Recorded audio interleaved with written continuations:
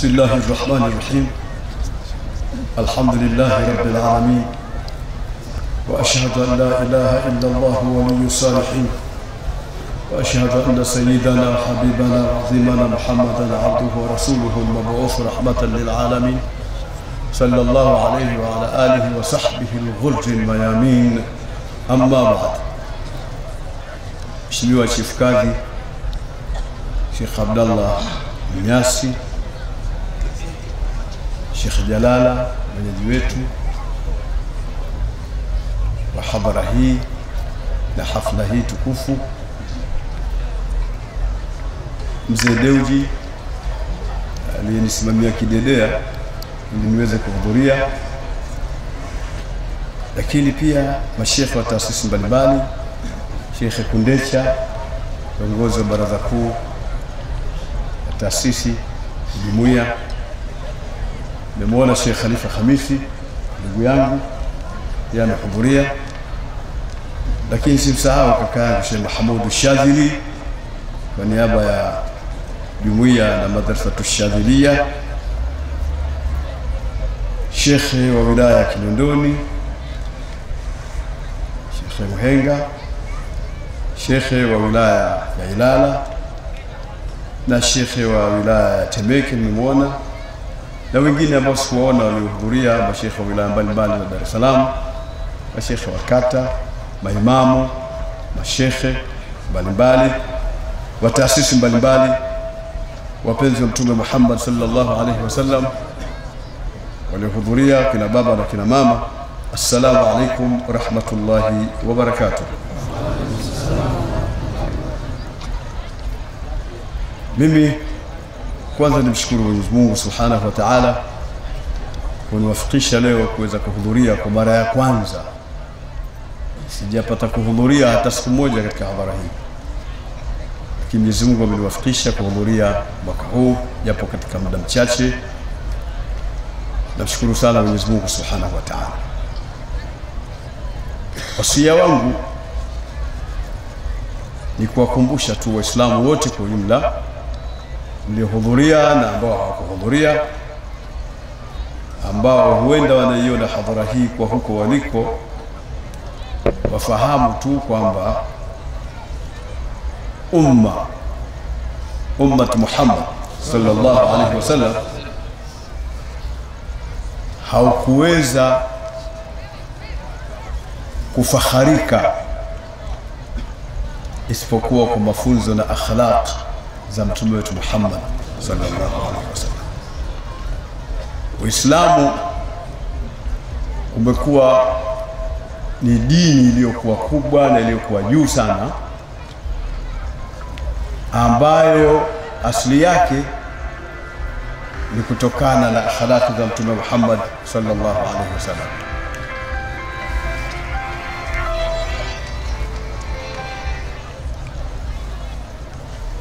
Hivyo ninachokusudia katika kugusagusa hapa na gusagusa tu na danda katika baadhi ya mambo ili kuwatandikia baadhi ya mashekhe. Kawaida kiprotokol kuzungumza mufti haruhusiwi kuzungumza mtu mwingine, lakini mimi nafungua mlango wa kuzungumza kwa sababu mgeni rasmi ni Mtume Muhammad sallallahu alaihi wasallam. Baada ya mimi mashekhe watambae na wadande watakayojaliwa na Mwenyezi Mungu Subhanahu wa Ta'ala katika kumweleza mtume wetu Muhammad sallallahu alaihi wasallam kwa ajili ya faida ya umma. Sasa tabia njema za mtume wetu Muhammad sallallahu alaihi wasallam ndizo zilizopandisha daraja, ndizo zilizojalia utukufu wa umma Muhammad sallallahu alaihi wasallam ukilinganisha na nyumati nyingine zilizopita huko nyuma. Kwa tabia za mtume zinazojulikana ambazo tunazifundisha katika madarasa mbalimbali na zinaelezwa na mashehe katika khutba mbalimbali na manabiri mbalimbali, ndizo tabia ambazo inatakiwa sisi kama Waislamu tushikamane nazo.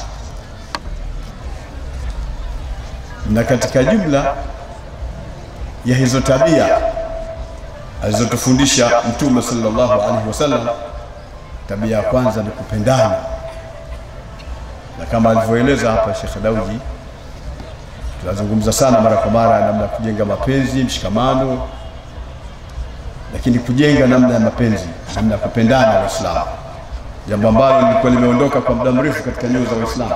Waislamu wenyewe wamehimizwa kupendana, alafu wanakwenda kinyume cha yale mahimizo, wanakuwa hawapendani. Ndio ajabu ambayo daun dafin, ni ugonjwa mbaya sana uliojificha kwa Waislamu, kwamba dini inawafundisha nini, Qur'ani inawafundisha nini, mtume anafundisha nini, alafu wao wanakwenda kinyume cha yale mafunzo wanayofundishwa. Hawapendani, wanabughudhiana. Mtume anasema wala tabaghadhu wala tusibughudhiane. Waislamu ndio watu wa kwanza kubughudhiana. Wala tadabaru wala msipiane migongo. Lakini Waislamu ndio watu wa kwanza kununiana na kuwekeana ihi. Ndio watu wa kwanza. Yaani wao kinyume tu na yale mafunzo ya mtume manake. Mtume anasema kitu gani, wao wenyewe wanakujiendea kinyume na yale mafunzo ya mtume. Ndio muujiza ambao tunaushangaa sisi. Mtume sallallahu alaihi wasallam anataka tusiingiliane katika mambo. Sisi ndio watu wa kwanza kuingiliana katika wala yabi' ba'dukum ala bai'i ba'd. Maana ya jumla ni kutokuingiliana katika mambo. Lakini Waislamu tayari ndio kazi yao kuingiliana katika mambo. Mtu akiona nafasi anafanywa boko. Akiwa imamu atakaondolewa. Hafai. Hapatikani mpaka siku ya kiyama imamu atakayefaa. Kila imamu mwizi, kila imamu hafai, kila imamu hivi, ndio kazi yake. Kila shekhe hafai, kila shekhe hivi, basi tabu yake ni hiyo.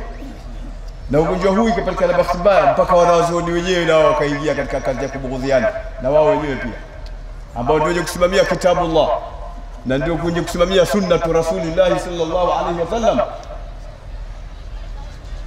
Wao tena wameingia katika kubughudhiana, kutokupendana, kutokushirikiana, wameingia katika vitu vya namna hiyo.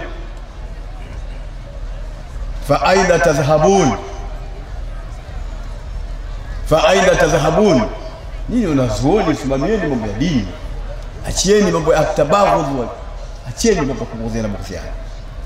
Kwa hiyo kama tutafuata akhlaq za mtume wetu Muhammad sallallahu alaihi wasallam tutaendelea kuongoka. Msemo mkubwa ni ule uliosema Mungu, laqad kana lakum fi rasulillah uswatun hasana. Wallahi hakika mna ninyi kwa mtume wa Mungu kiigo kizuri, kiigo chema nyinyi Waislamu. Ya nyinyi hamna sehemu nyingine ya kuiga. Sehemu yenu ya kuiga ni kumwangalia mtume sallam. Mweke mtume katika screen, muangalie mtume tu. Mtume ndio ana Qur'ani kulia, ana sunna kushoto. Muangalie ni mtume sallallahu alaihi wasallam. Kwa sababu nyinyi mmepewa taufiki kubwa. Nyinyi mmejaliwa na Mungu.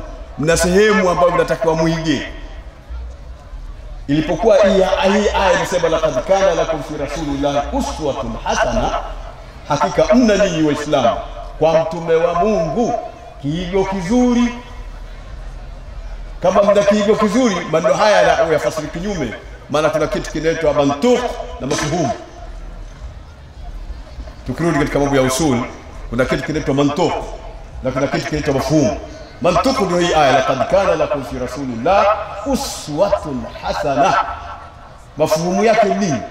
Kama ikiwa sisi Mwenyezi Mungu Subhanahu wa Ta'ala ametuambia kwamba tunacho kiigo kizuri, na kiigo hicho hakipatikani mahala popote, chapatikana katika kumwangalia Mtume Muhammad sallallahu alaihi wasallam, maana yake si ruhusa kwa Muislamu kukijalia kitu kingine kuwa ndio kiigo chake.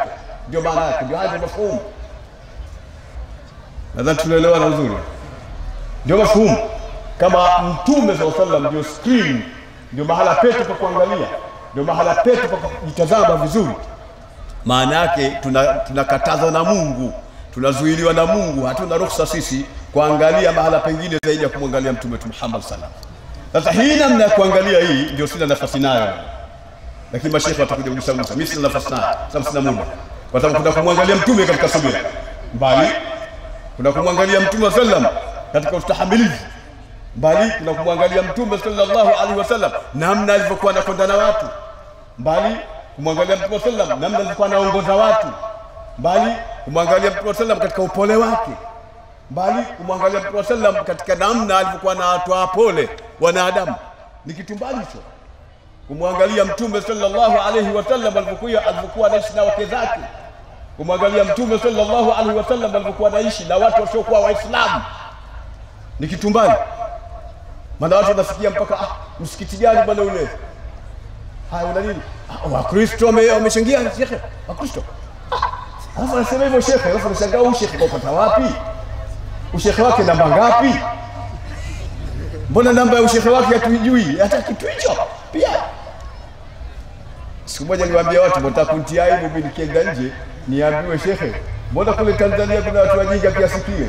Hawajui kwamba watu wasiokuwa Waislamu pia wanaweza kutoa. Kuna katika Sahihi al-Bukhari kuna mlango, tazama Fathul Bari. Kuna mlango mzima unasema huu ni mlango wa kupokea Mtume sallallahu alaihi wasallam hadaya, yani zawadi kutoka kwa wasiokuwa Waislamu. Unasemaje kuhusu hili? Tunaweza kusema hivyo msikiti ufanye. Lakini misikiti mingi iko.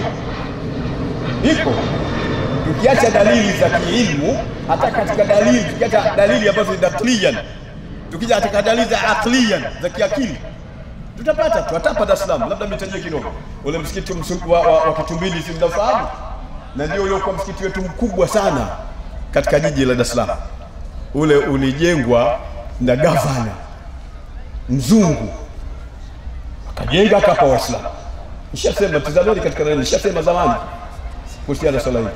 Zamani kulipokuja bogo za kujenga ofisi, alafu akasema kwa nini Waislamu wa Kristo na sio kwa Waislamu wanachangia ile ofisi ya BAKWATA. Nikasema sana, anataka rejea ya maneno atapata. Na vyombo vyenu vya habari mnavyo, YouTube si madude gani, na mtakuta ule msikiti wa Kitumbili ule ni mmoja katika wao. Lakini sitaki ziwata singio huko tosha.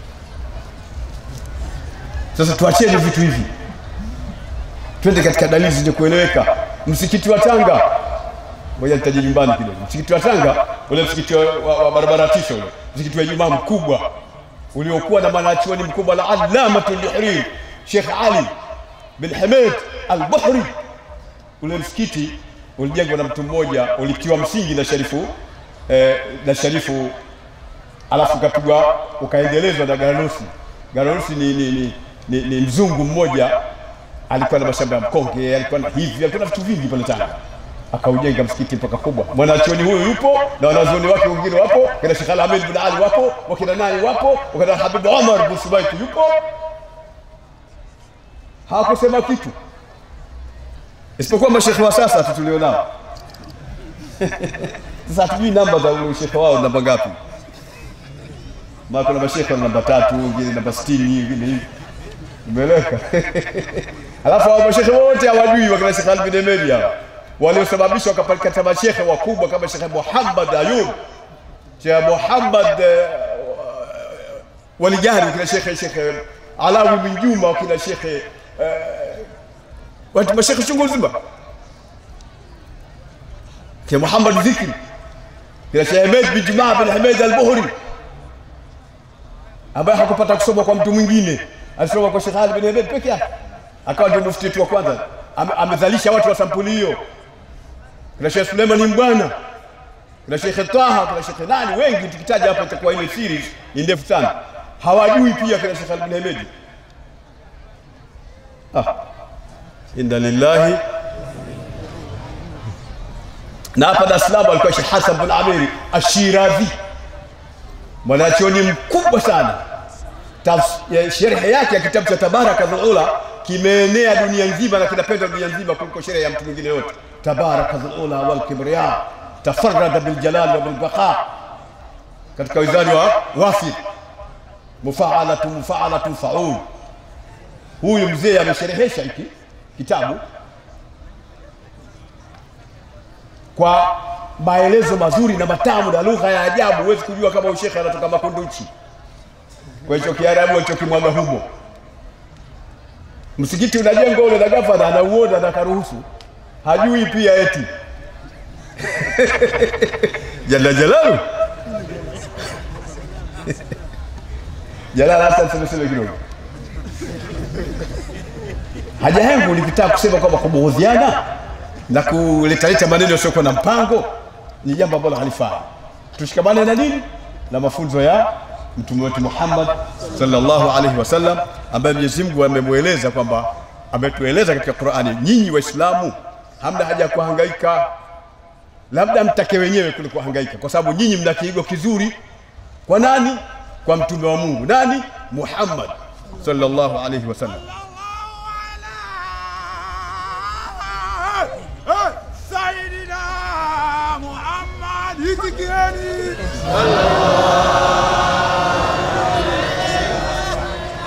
Tukitaka tuongoke katika hii dunia kimaendeleo, kiuchumi, kielimu, ni kumtazama Mtume Muhammad sallallahu alaihi wasallam. Bwana Mtume Muhammad sallallahu alaihi wasallam hataki watu wajinga. Yeye ujinga tofauti na mtume. Yani yeye mtume na ujinga. Hakuna kitu kilichopiga vita kama ujinga yeye. Kauzungumzia ujinga mpaka hatuwezi kuuzungumza. Mtume sallallahu alaihi wasallam jinsi alivyo piga hatua katika kuuzungumza ujinga. Na katika jumla maradhi makubwa ni umma uwe na ujinga. Lakini Mtume sallam ameondosha ujinga kabisa. Alikuwa ameondosha ujinga kabisa na amehimiza. Na Mtume waona dunia nzima ameiona, zuwiyatil al-ard fa uritu mashariqaha wa magharibaha, nimekunjiwa, nimekusanyiwa mimi dunia nzima, nikaonyesha mashariki zake na magharibi zake, yani pande zake zote Mwenyezi Mungu amenionyesha. Na Uislamu utafika mpaka huko. Ndio Mtume sallallahu alikuwa kusudia. Na ndio maana akasema baada ya kuona wa China kuna elimu kubwa, akasema utlubul ilma walau bisin, tafuteni ilmu hata kama iko China. Watu waliotajwa katika kinywa cha Mtume Muhammad sallallahu alaihi wasallam, ndio maana mnaona maajabu ya Wachina. Hata wakiwa na chumba hivi cha futi 4 tu kiwanda, walivyokuwa na balaa watu wao, kwa sababu mtaji kutoka katika kinywa cha mama mkubwa Mtume Muhammad sallallahu alaihi wasallam. Kwa hiyo Waislamu tukitaka sisi tufanikiwe, tumfuateni ukweli wa kumfuata Mtume wetu Muhammad sallallahu alaihi wasallam. Jambo lingine ili tupate maendeleo katika Uislamu, katika huko kumfuata Mtume, ni kushirikiana kama tulivyosema, na ndugu yangu Dewji aligusagusa, na kushikamana. Tuna mambo mengi ambayo yanahitajika. Tunahitaji tuwe na mashule, tunahitaji tuwe na vyuo vikuu, tunahitaji tuwe na macollege mbalimbali, watoto wasome, tupate wahandisi, tupate wachumi, tupate madaktari. Tunahitaji tuwe na vyuo vya ufundi mbalimbali ili Waislamu wasome mambo ya ufundi. Tupate mafundi cherehani, tupate mafundi wanaoweza kujenga, mafundi wanaweza kutengeneza furniture, kila design. Mtume sallallahu alikuwa na design za watu wengi. Ndio maana Uislamu ufika mbele. Alitengeneza design za watu wengi. Wengine matajiri kazi yao kutoa, kama Sayyid Abubakar Siddiq radhiallahu ta'ala anhu, alikuwa mtoaji katika kila jambo. Hata kile kiwanja cha msikiti wa Mtume sallam, Mtume alimwambia toa pesa tununue kiwanja hiki. Sayyid Abubakar akatoa pesa akampa, ikanunuliwa kile kiwanja pale alipojengwa pale al-Masjid an-Nabawi al-Sharif. Mpaka Mwenyezi Mungu kwa kutoa kwake akamtaja katika Qur'an, wa sayujannabuha al-atqa alladhi yu'ti malahu yatazakka wa ma li ahadin 'indahu min ni'matin tujza illa ibtigha'a wajhi rabbih al-a'la wa la sawfa yarda. Na ambaye hajawahi jambo lolote lilozungumza Mtume ila yeye husema ni kweli, mpaka ito Siddiq, walladhi jaa bis-sidqi wa saddaqa bih ulaika humul muttaqun. Zote hizi aya zimeshuka kwa sababu ndio sababu nuzul. Tazamani katika kitabu cha sababu nuzul utakuta namna gani tunamueleza watu kwa hima ya kuweza kufanya mambo ya dini, kuwakomboa watu, kuwakomboa hivi, kuwakomboa almu'adhabuna fillah. Watu walikuwa wakiadhibiwa kwa ajili ya Mwenyezi Mungu, wamekombolewa kwa mali zilizotoka kwa watu kama hawa. Ukenda Saad bin Abi Waqqas, watu mfanya kazi kubwa. Hata lazima sisi katika Uislamu tutengeneze watu namna hii, tutengeneze matajiri na tuwatengeneze watu ambao wawe na moyo wa Uislamu, wausaidie Uislamu kama alivyotengeneza Mtume wetu Muhammad sallallahu alaihi wasallam. Tutengeneze wataalamu kwa kupata mashule, kupata kila kitu. Sio Uislamu wa kukaa tu hivi. Uislamu sio dini ya kukaa hivi. Hakuna kufanya kazi, kufanya chochote, hapana. Uislamu ni dini ya hali ya juu sana. Ndio mwisho wa kila jambo, ndio maisha yote kwa ujumla yanapatikana ndani ya Uislamu. Hayo ndio mambo tunatakiwa sisi tuyafanye. Kwa kweli nimesema mashehe watakuja, watapita katika yale maelezo, maana hii akhlaq za Mtume ziko katika nyanja nyingi na kila mmoja anaweza kuzieleza kwa kiasi kubwa. Mimi kama kiongozi mkuu wa Waislamu na nimewafikishwa na Mwenyezi Mungu leo kuweza kuhudhuria, niwaeleze jambo jingine. Mambo yote hayawezi yakaenda bila amani. Hii ndio inaitwa qadhiyatu saa, lazima tuizungumze. Mambo yote hayawezi yakaenda kama amani hakuna. Huu umma unavyoona ulivyokuwa mkubwa huu, kila tunapopata nafasi katika umma kama huu lazima tukumbushe kuhusu masuala ya amani. Na kila tunapokuwa kuna umma mkubwa wa mashehe tuwakumbushe watu kuhusu amani. Amani muhimu.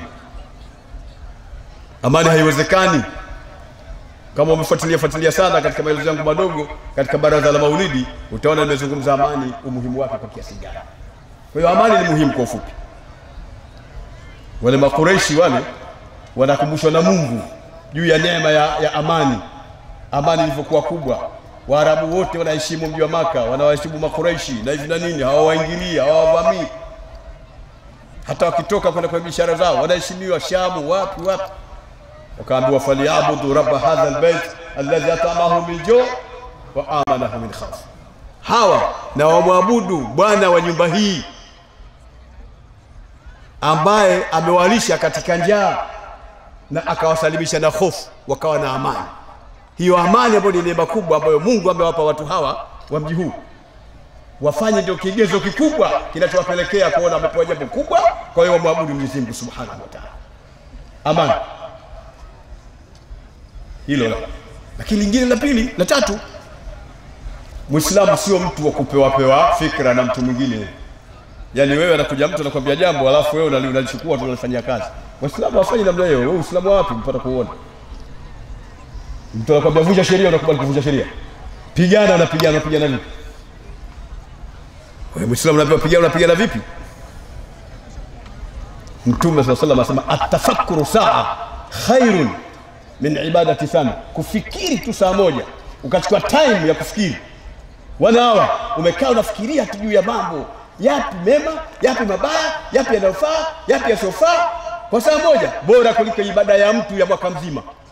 Sallu ala habibil Mustafa. Ibada aliyoabudu mtu bila kusimama mwaka mzima haishindi ibada ya mtu aliyotumia saa moja tu katika kufikiri. Na nyinyi baba vijana, msitumike, tumikeni katika mambo ya kheri, kumwabudu Mungu, kusoma, kutafuta maisha kwa njia ya halali. Sio kutumika tu, unatumika afu kubali kutumika. Alafu uelewe tu, afu unaweza ukafa kwa wewe jihadi. Wewe jihadi unaelewa tafsiri yake? Mwanafunzi mmoja alimuuliza shekhewe, akamuuliza kuhusu masuala ya jihadi, kwamba mbona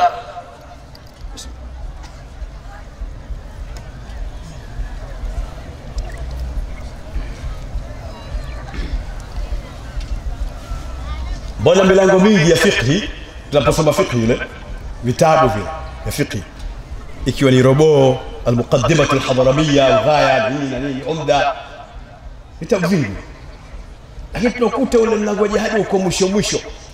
Kwa nini? Si ndio ulikuwa ukae mwanzo ili umtie ari na mashamshamu na mangunya kijana aelewe kwamba dini na hizo mchezo dini. Ungoenda kukaa mwisho kwa sababu gani? Yule shekhe akacheka akamwambia wanafunzi wake, mashaallah, wewe uelewi jihadi imekuwa mwisho kwa sababu mtu anatakiwa kufanya jihadi lazima awe faqihi kwanza, awe mwanachuoni kwanza, alafu ndio aende kwenye jihadi. Tunaelewana vizuri mpaka hapo imekuwa mwisho. Tazameni vitabuni mwenu, utaona jihadi kwa mwisho popote pale. Hata katika vitabu vya hadithi mambo ya jihadi kwa mwisho. Kwa sababu gani? Ili yule ambaye anaambiwa mambo ya jihadi awe kwanza ni mwanachuoni. Akiambiwa jihadi ataelewa sawa. Ndanielewa vijana nazungumza nini ndio maana ule mlango uko mwisho. Wewe asubuhi ukiamka tutafuta kwenye haraka kwa vitabu vyako, utakuta jihadi kwa mwisho kwa asili yake, mpaka wewe mwanachuoni kwanza uweze kwenda kupiga jihadi hivi. Jihadi ina masharti, ina adabu zake, ina nguzo zake, ina mahala mpaka ifikie ndio jihadi iruhusiwe. Kuna aya chungu mzima zina hazahaza tu. Mtume bado hajaamrishwa kupigana. Watu wameshapanda ari kwa Sayyid Umar, wanataka kupigana, bado aya zinashuka zinahaza. Watu wanaona kama wanacheleweshwa hivi, bado hajafikia. Lakini wewe umekuwa ngoma iko bwana, ukiambiwa kidogo, basi tayari inshallah, takbir. Allahu Akbar, takbir. Takbiri gani hiyo? Takbiri kwanza sisi Waislamu tuna maneno tumefundishwa. Kuna sehemu kweli ya takbiri unasema Allahu Akbar. Kuna sehemu hutaki kusema Allahu Akbar, unataka kusema subhanallah. Tunaelewana eh? Kuna sehemu nyingine Allahu Akbar na subhanallah hutaki kusema, unataka kusema masha Allah. Hakuna sehemu nyingine hayo yote hutaki kusema, unataka kusema la haula wala quwwata. Na kuna sehemu nyingine hutaki kusema wewe, unataka kusema insha Allah. Na kuna sehemu nyingine hutaki kusema yote, unataka astaghfirullah. Tunaelewana vizuri eh? Sasa wewe sehemu ya astaghfirullah Allahu Akbar, sehemu inatakiwa alhamdulillah Allahu Akbar, sehemu ndio wewe Allahu Akbar tu ndio ujiwae. Sallu ala Muhammad. Hatari sana. Lakini anakuja kwa sababu gani?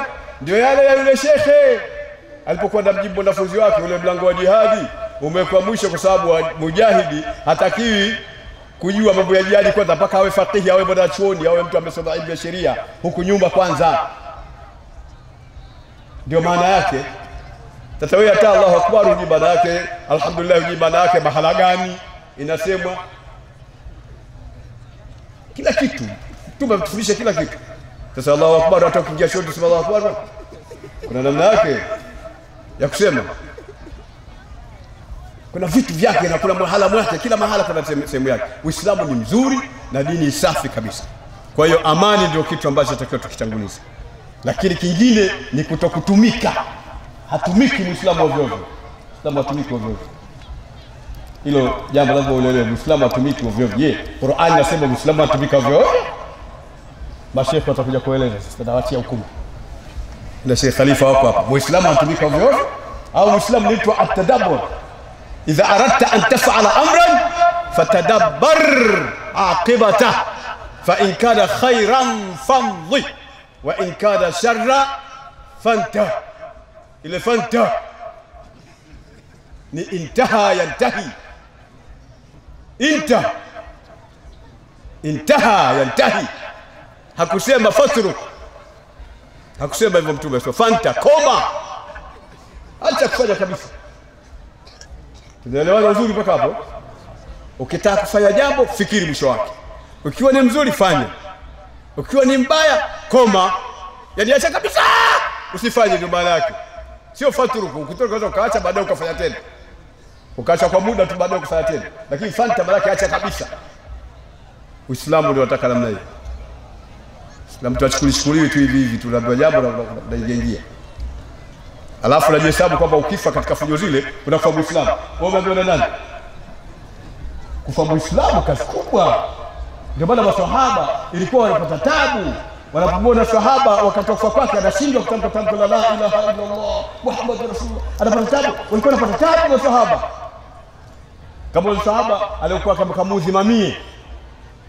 Kisha wakati wa kufa kila roho inataka kutoka, lakini tamko la shahada linamshinda. Mtume sallallahu akawauliza maswahaba, huyu leteni mama yake yupo? Waswadio, mbaniitieni.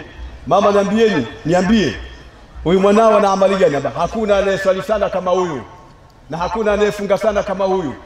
Ala ya mtume sana bwana. Hakuna jambo jingine ambalo labda lina matata hivi. Alikuwa na jambo moja tu. Yule mama anasema haya, alikuwa anajiuzi mimi sana kwa sababu ya mkewe. Mtume akaelewa kwamba ndio maana ile tamko la shahada limezuiliwa, kwa sababu yeye alikuwa na ile uququl walidain inayokatazwa. Kisha akamwambia, basi mama, mimi ni Muhammad mtume wa Mwenyezi Mungu, na kuomba mwele radhi huyu mwanao, ondoa kinyongo katika moyo wako na nini. Akamwambia hapana, mimi namkubali katika kila jambo, lakini kwa hilo mimi sifanyi. Ndio Mtume sallallahu akafanya tricky. Hadithi ndefu tunafanya mfupi irejee katika vitabu taipata kwa urefu. Akaambia masaba leteni kuni, kaitwa kuni kwa moto, akamwambia jamani, kamshukulie saba tumuunguze mbele ya mamie. Ile mama akapata uchungu wa mwana, wajua mzazi, mtaka kuniunguzia mwanangu mbele zangu? Sasa mbona muelewaje kama mwana uchungu na mimi? Wacha tumuunguze tu. Sihuna haja naye.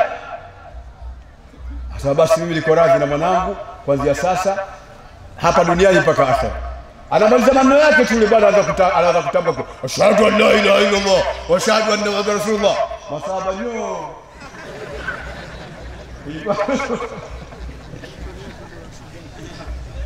Nasikia uzuri. Kwa hiyo Waislamu nawarejesha kwamba tudumishe amani, tudumishe utuvu katika nchi. Na tuelewe kila jambo ni kwa ajili ya Mwenyezi Mungu. Inama amruhu idha arada shay'an an yaqula lahu kun fayakun. Imekuja mara 4 katika Qur'an. Kun fayakun. Imekuja mara 4. Kun fayakun. Ndio kazi ya Mwenyezi Mungu. Sisi tunao matakwa yetu. Mwenyezi Mungu amesema liman sha'a minkum an yastaqim, ikuthibitisha kwamba watu pia wana matakwa yao. Lakini akasema wama tashauna illa an yasha Allahu rabbul alamin, kuonesha matakwa ya mtu yako chini ya matakwa makubwa ya Mwenyezi Mungu Subhanahu wa Ta'ala, yanayompelekea Mwenyezi Mungu kusema kun fayakun. Na Muislamu yoyote ikiwa hayo hayajui au hataki kuyajua kusudi tu, huyu anaondoka katika Uislamu. Nadhani tumeelewana vizuri mpaka hapa. Hili la amani, vijana tushike masuala ya amani, tudumishe usalama, tudumishe utuvu, tusikubali kutumika, tusikubali kudanganya kama ni akhera. Kwanza soma katika milango ya jihad, mtume ndio alipigana jihad hiyo, anagombania nini? Alikuwa anagombania kitu gani? Anagombania dini. Ewa, alikuwa anagombania mambo maalum. Kalimatullah hiya al-ulya, an takuna kalimatullah hiya al-ulya. Ndio ilikuwa wakati wa jihad. Watu wataka ugali wafu wasema nani bwana? Watu wataka tonge hapo, watu mambo ya kuingia peponi hayo. Watakuchekesha kweli kweli. Hakuna masala kama hayo. Watu tuacheni mambo ya fujo, tuacheni mambo ya madhara, tuacheni kabisa kutumika. Tuacheni kabisa kutumika. Sisi ni Waislamu, tuko chini ya tabia nzuri za Mtume Muhammad sallallahu alaihi wasallam. Mashaikh watamzungumza mpaka asubuhi hapa, hamalizi Mtume. Akisimama mmoja kuzungumza upole tu hamalizi. Asimama mwingine kusubiri hamalizi. Hata namna gani Mtume alifanya, alikwenda na watu namna gani, huyo pia hatamaliza. Mtume aliwavumilia watu kiasi gani, hamalizi. Yuko mtu mmoja alikuwa kila asubuhi, kila usiku anakwenda kuweka choo, anakwenda kuweka kinyesi kikubwa katika mlango wa Mtume sallallahu alaihi wasallam. Tasfio kaumwa sana, kama siku 3 Mtume akiamka anakuta kinyesi hakuna. Na jirani yangu yuko wapi yule mwenyewe ananianyia hapa kila mara? Mbona jana sikuona, leo tena mkwaje? Akauliza, akamwambia ndio nyuma hiyo. Akaenda Mtume sallallahu alaihi wasallam, hodi. Karibu. Akaingia. Hapo ruhusiwa kuingia, akaingia Mtume sallallahu alaihi wasallam. Mtume alikuwa na staili yake anayofundisha ya kuhodisha. Unahodisha mara 3. Alafu unakaa uelekee mlango. Unakaa upande wa kulia, ndio unasema hodi kwa kusema asalamu alaykum. Unaeleka? Lakini watu wa sasa hivi wanakwenda mlangoni katikati ya mlango. Hodi humu, mwenyewe. Kaisha ingia. Ala. Hawajakuwa tayari kupokea. Unaingia vipi ghafla? Basi Mtume sallallahu alipokwenda, kama vipi bwana, banaumwa. Unaumwa? Ndio maana nasikia 3 sikuti kinyesi maskini. Kumbe unaumwa. Angalia Mtume sallallahu anakwenda kumwangalia mtu namna hiyo. Ingekuwa yule kinga ngumi ile atakupiga vichwa, atakupiga mateke. Lakini Mtume sallallahu asema hapana. Yule mtu baadaye akajua kwamba huyu kweli ni mtume wa Mungu huyu. Ashhadu an la ilaha illa Allah wa ashhadu anna akhlaq, tabia ndio zilizowafanya Uislamu kupata nafasi kubwa na umeweza kuenea katika dunia kwa sababu ya uzuri wa tabia alizozifundisha Mtume wetu Muhammad sallallahu alaihi wasallam. Katika jumla ya tabia kubwa ni kujenga amani, kujenga ukweli, kujenga ushirikiano, kujenga kutokubali kutumika. Wala takun imma'atan, usiwe mtu kila bahala unakwenda tu unajiendea. Ukiona ngoma hiyo ana maa fulani, ukiona wale na wacha hao ana maa fulani, ukiona wengine ana maa fulani. Wala takun imma'atan, Mtume sallallahu alaihi wasallam atuambia. Basi nilikuwa nizungumza kidogo, lakini ametaka mwenyewe Jalala kuniita. Kwa hiyo usiniite mimi sitaki. Lakini sasa unaniita, wacha tuseme tumetaka mwenyewe. Nadhani mmenielewa Waislamu. Mimi haja yangu ni kutaka kuhimiza mambo ya amani, utuvu. Ndio Uislamu. Tuna mambo mengi ya kufanya, sisi tutafanya mambo haya tukutotema. Hatuna mambo bwana, hospitali hatuna. Wakina mama hana hospitali hizi za kutibiwa wao. wanatibiwa katika hospitali ambao madaktari wake ni wanaume. Ya lallahi lilmuslimin, ya lallahi lilmuslimin. Tuwe na hospitali, tushikamane. Shilingi 1,000 1,000 10,000 10,000. Watu wenye uwezo mkubwa kama mbunge wetu Tarimba yuko hapa. Hawa wanatakiwa kutoa milioni 10, 20 mpaka milioni 100. Unaelewa uzuri? Wanatoa kwa ajili ya nini? Kwa ajili ya hospitali. Tunataka hospitali kubwa kabisa ya Kiislamu ambayo ni Islamic Hospital, na hospitali hiyo ni lakini inatibu watu wote. Lakini wakina mama tu na watu wadogo. Wanakutana madaktari, wakina mama wale madaktari wanawatibu wakina mama zao. Raha iliyoje. Lakini leo anaingia mke wako kwa daktari mwanaume afara kwamba bwana mtupishe kidogo tafadhali mimi siwezi kuwepo baba kwa daktari au shekhe. Utakuwepo na baba shekhe.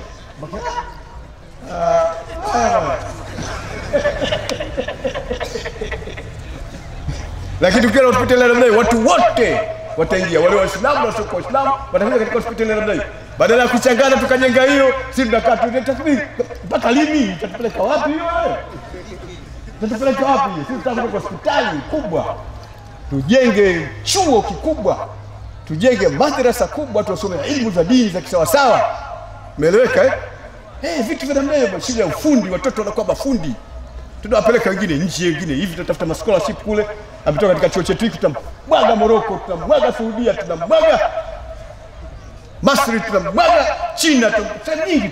Tunawapeleka vijana wakirudi hapa wataalamu. Unaeleweka? Saudia siku moja ilitokea jambo moja. Unajua Saudia kuna ile misikiti wenzetu kule Arabuni. Msikiti ndio kwa watajiri fulani, afa anamwajiri imamu. Yule imamu anaswalisha, anafungua mlango yeye, anafyagia yeye, anaadhini yeye, anakimu yeye, anaswalisha yeye, anaomba dua yeye, anatoa mawaidha yeye. Akisha anamiashia mtu alifunga kidogo kwamba ya Allah barra. Atakaoti mtoke nje sasa hivi wakati umekwisha. Kwa sababu gani hata kufunga mlango yeye imamu. Sasa akakosana na yule tajiri yake. Alipokosana na yule tajiri yake akafanya chuki. Akawa hakwenda siku ile. Afrika siku ya Ijumaa. Watu wakakaa sasa kwenda imamu onekana, sasa kwenda imamu onekana, sasa kwenda imamu onekana. Jamani yule tajiri sasa wala hakuna mtu yote anaweza kujua masuala ya kusalisha hapa na utuba. Akatokea mtu mmoja ndio mimi na wewe. Na sasa tunakwenda basi ingia sisi kautubu. Akasema mtu mmoja asalamu alaykum wa rahmatullahi wa barakatuh. Akaendelea na khutba, akapiga khutba ya kwanza, akapiga khutba ya pili. Akateremka akasalisha vizuri, sauti nzuri. Kamaliza tayari kaomba dua, mambo yamekwisha. Yule tajiri kwa hasira kwamba sasa bwana kuanzia sasa wewe ndio utakuwa imamu hapa. Akamwambia mimi siwezi kuwa imamu, mimi daktari. Hivi naona hapa nachelewa wagonjwa wangu wasije kuwa naumia huko. Kumbe ni jitu limesoma, lina elimu, limeweza kuswalisha, limehutubu kila kitu, alafu ni dokta. Ndio sampuli tunayoitaka. Sallu ala taha. Umeelewa? Ndio sampuli tunayotaka. Tunataka tuongeze ile al-Fatiha, Fatiha na tumalize ile inshallah. Tutamalize mambo mashehe kutia Fatiha. Tunataka tumalize ile. Tubaki watu wana mtaalamu wake mbalimbali na kila kitu, lakini wakati huo anaweza kaswalisha, anaweza kasomesha, anaweza kila kitu akasimamia mambo ya dini. Tunaelewana mpaka hapa? Tufute fikra tutatumika ovyo. Muislamu atumiki, tuwe na mtu wa sampuli hiyo. Madokta nani wanakuwepo pale? Tunataka sisi. Assalamu alaykum wa rahmatullahi wa barakatuh.